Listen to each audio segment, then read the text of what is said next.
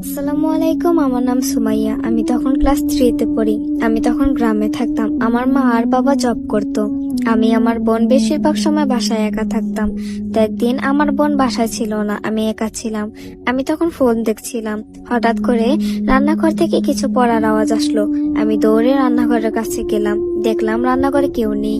আমি ভাবলাম হয়তো বা মনের ভুল, কিন্তু আমি তখন দেখলাম যে নিচে ঠিকই গ্লাস পড়ে আছে।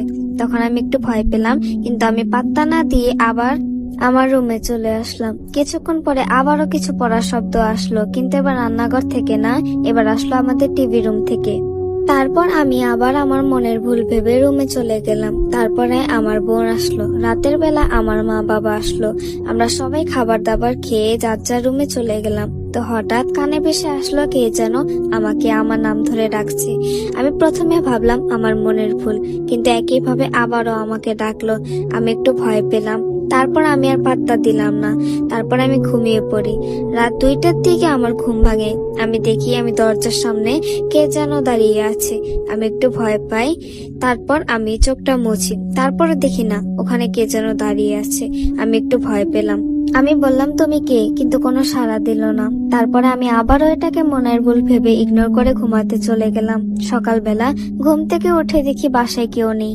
পাশে একটা চিরকুট পেলাম।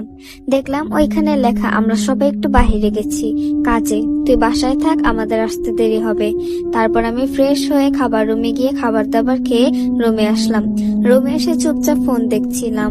তখন আবার কানে ভেসে আসলো কে যেন আমাকে নাম ধরে ডাকছে। আমি বুঝলাম এটা আমার মনের ভুল না, কেউ আমাকে সত্যিই ডাকছে। আমি আবারও বললাম কে ওইখানে, কে আমাকে ডাকছে, কেন ডাকছো? আবারও কোনো সাড়া পেলাম না। রাতে যখন সবাই একসাথে খাবার খাচ্ছিলাম, আমি এই কথাটা সবাইকে জানাই। কেউ বিশ্বাস করে না, ভাবে আমার মনের ভুল। আমি বললাম না, এটা আমার মনের ভুল হতেই পারে না, আমি অনেকদিন ধরে এটা শুনছি। তখন আমার বোন বলল চুপচাপ খাবার খেয়ে নিজের রুমে আয়। আমিও খাবার খেয়ে ঘুমিয়ে গেলাম। আবার রাত 2টার দিকে আমার ঘুম ভাঙে।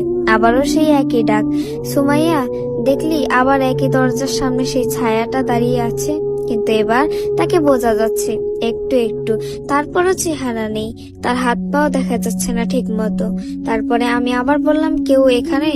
তখন সারা গেল। ও বলল তুমি কি, তুমি কেন আমাকে ডেকেছো? আমি অবাক হয়ে গেলাম। আমি তোমাকে কখন ডাকলাম? তখন আমি কিছু না বলে উদাও হয়ে যায়। তখন আমি একটু ভয় পেলাম। সকালবেলা আমার বোনের ডাকে আমার ঘুম ভাঙলো। তারপরে আমি আমার পাশের বাড়ি খেলতে গেলাম। আমি খেলে এসে দেখি বাসায় কেউ নেই। আমার বোনের একটা চিঠি পেলাম, আমরা একটু কাজে 2 দিনের জন্য বাড়ির বাইরে যাচ্ছি, তুই ঠিক মতো ঘরে থাকিস, তোর জন্য খাবার রান্না করে দিয়ে গেছি।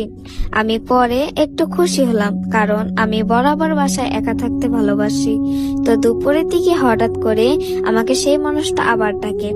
আমাকে কেন বারবার ডিস্টার্ব করছো, আমাকে কেন ডাকছো? ও বলে তুই আমাকে ডেকেছিস। আমি যখন বললাম যে আমি তোমাকে কিভাবে ডাকলাম, ও বলে তুই তোর বাড়ির পাশে নদীতে গিয়েছিলি, তখন তুই আমাকে দাঁড়িয়ে থাকতে দেখে ফেলছিস। আমার মনে পড়লো, হ্যাঁ, আমি তো 1 সপ্তাহ আগে আমার বাসার পাশে নদীর কাছে গিয়েছিলাম। তখন আমি বলি হ্যাঁ, আমি ওইখানে একজনকে দাঁড়িয়ে থাকতে দেখেছিলাম। তখন আমি বলি হ্যাঁ, আমি হয়তো বা তোমাকে ভুল করে দেখে ফেলেছি, কিন্তু তুমি কেন আমার পিছনে লেগেছো? তোমার কি ক্ষতি করেছি? ও বলে যে আমাকে দেখে ফেলে আমি তার পিছু কখনো ছাড়ি না, আমি তোর পিছুও ছাড়বো না। আমি ভয় পাই। আমি বলি কেন, আমি তোমার কি ক্ষতি করেছি? তুই আমাকে দেখে ফেলেছিস। আমি বলি আমাকে মাফ করে দাও, তুমি এখন আমার কাছ থেকে চলে যাও। ও বলে না, আমি চলে যাব না। এই বলে ওই উধাও হয়ে যায়। কিছুদিন ঠিক ছিল, তারপর থেকে আবার এরকম হওয়া শুরু হলো। আমি আবার ভয় পেতাম, ও আবার ফিরে এসেছে। একদিন আমাকে আবার ডাকতে থাকে। আমি তখন ওকে জিজ্ঞেস করলাম কে তুমি, কেন তুমি এরকম করছো, কেন তুমি আমার কাছে আসো, আমাকে ভয় দেখাও? ও বলে তুই যদি আমাকে একটা জিনিস এনে দিতে পারিস, আমি তোর পিছু ছেড়ে দেব। আমি বলি কি লাগবে? ও বলে আমাদের পাশের বাসার সামনে একটা ঘন জঙ্গল ছিল, ওইখানে যেতে হবে। ওইখানে গেলে দেখবি মাঝখানে একটা লাল সুতা আছে, তুই যদি আমাকে ওইটা এনে দিতে পারিস, আমি তোর পিছু ছেড়ে দেব। আমি বলি এটা তো অনেক সহজ, আমি এটা এনে দিতে পারবো। ও বলল এটা না, এত সহজ না, এটার উপর কালো জাদু করে রেখেছে একজন, তুই এত সহজে আনতে পারবি না। তখন আমি বলি তাহলে আমি কিভাবে আনবো? ও আমাকে বলে একটা সহজ পদ্ধতি আছে। ও আমাকে কিছু মন্ত্র শিখিয়ে দেয়। আমি সেটা নিয়ে চলে যাই সেই পাশের বাসার সামনে জঙ্গলটার দিকে। তখন দেখি ওইখানে মাঝখানে একটা গোল জায়গার মধ্যে একটা বড় লাল সুতা আছে। তারপর আমি দোয়া পড়তে পড়তে ওটা ছুঁতে যাব, এমন সময় পুরো মেঘ কালো হয়ে গেল, আকাশে গর্জন শুরু হলো। আমি সাহস দেখিয়ে সেই সুতাটাকে যখনই ধরি তখনই কার যেন চিৎকার করার শব্দ আসে। আমি তাড়াতাড়ি সেই সুতাটা নিয়ে পালিয়ে আসি। তারপর সুতাটা আমি ওকে দিয়ে দিই। ও বলে, তুই শুধু এনে দিতে পেরেছিস, তোকে আরেকটা জিনিস আনতে হবে। আমি বলি, তুমি না বললে আমি একটা জিনিস এনে দিলে তুমি আমাকে ছেড়ে দিবে? ও আমাকে আর কিছু বলে না, শুধু বলে, তুই এই নদীতে ডুব দিবি, ডুব দিয়ে একদম নিচে গভীরে যেয়ে দেখবি ওখানে একটা ছোট বাক্স আছে, ওইটা কেউ আনতে পারে না, তুই ওটা আনতে পারলে আমি তোকে এবার সত্যিই ছেড়ে চলে যাব। আমি কাউকে কিছু না বলে নদীতে ঝাঁপ দিই, একদম গভীরে চলে যাই এবং গিয়ে দেখি ছোট একটি বাক্স, কিন্তু আমি এটাকে ধরতে পারছিলাম না। তখনও বলে, এভাবে তুই এটাকে ধরতে পারবি না, আমি তোকে কিছু মন্ত্র বলে দিচ্ছি, তুই মন্ত্রটি পড়ে এটা ছোঁয়ার চেষ্টা কর। তখন আমি মন্ত্র পড়ে এটা ছোঁয়ার পরে এটা আমার হাতে চলে আসে এবং আমি একে দিয়ে দিই এবং ও বলে, তুই প্রথম যে কিনে এই বাক্সটি এনে দিতে পেরেছিস, এর জন্য আমি তোকে ছেড়ে চলে যাব, কিন্তু আমি আবার আসবো।